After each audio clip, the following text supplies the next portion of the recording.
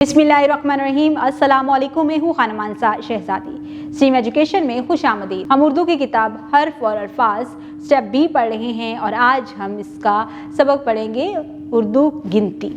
हम इसमें हिंसी गिनती और उर्दू गिनती को भी पढ़ेंगे। तो क्या आप लोग तैयार हैं? चले आए मिलकर पढ़ते हैं गिनती। उर्दू हिंसी और लफ्ज़ी गिनती 1 से 10। पढ़ें, लिखें और तस्वीर में रंग भरें। प्यारे बच्चों, यहाँ पर हमें उर्दू हिंसी और लफ्ज़ी गिनती लिखी हुई दिखाई दे रही है।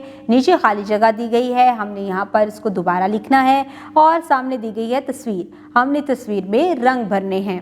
1 1, 2 2, 3 3, 4 4, 5 5, 6 6, 7 7, 8 8, 9 9, 10 10।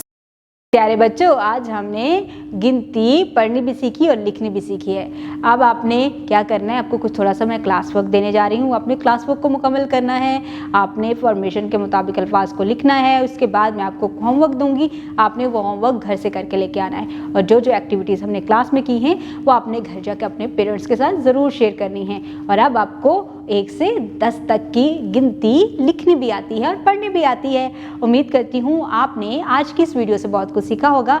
मज़ीद सीखने और जानने के लिए हमारे साथ रहिएगा। मिलते हैं अगली वीडियो में, तब तक के लिए अल्लाह हाफिज़।